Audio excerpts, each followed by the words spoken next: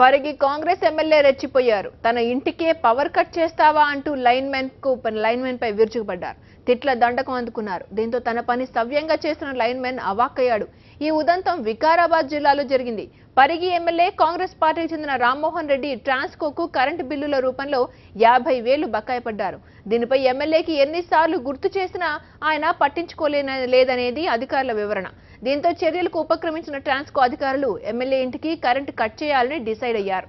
అధికారుల ఆదేశాల మేరకు లైన్మెన్ రమేష్ కరెంట్ కట్ చేశారు. దీనిపై ఆగ్రహించిన ఎమ్మెల్యే రామ్మోహన్ రెడ్డి లైన్మెన్ పై ఫోన్లో మండిపడ్డారు.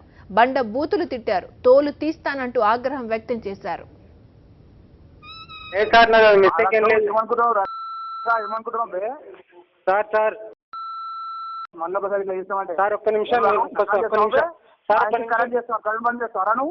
ఒక్క నిమిషం నేను చెప్పేది నేను సార్ ప్లీజ్.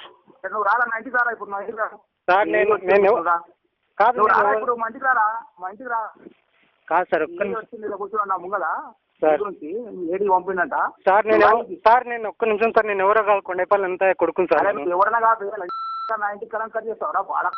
కరెంట్ కట్ చేయలేదు సార్. ఆయన అశోక్ రెడ్డి చెప్పిండు. అశోక్ రెడ్డి వల్గర్ గా మాట్లాడాను. మేము నిన్ను వెతుకుంటా మాట్లాడితే నువ్వు కరెంట్ బంద్ చేస్తావరా? బంద్ చేయలేదు సార్. మిమ్మల్ని వెతుకుంటా ఫంక్షన్ హాల్ కాడికి వచ్చినా నేను. మీరేమో అక్కడ విజిట్ అవ్వడానికి వెళ్ళిండ్రు.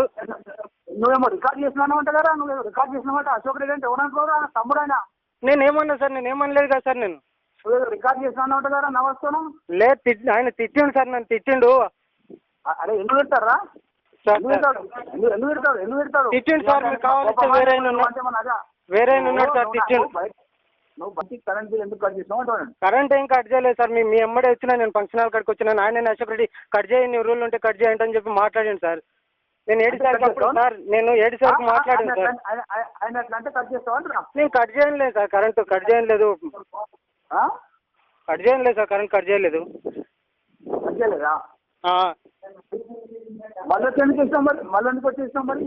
నేను నేను ఆఫీస్లోనే ఉన్నా సార్. నేను ఆఫీస్కి వచ్చిన సార్కి చెప్పినాను. సార్కి ఇట్లా అన్నారంటే 7 సార్లు మాట్లాడిండు. నువ్వు పంపించినావు కదా. వాడు వచ్చి వెళ్ళలేదా?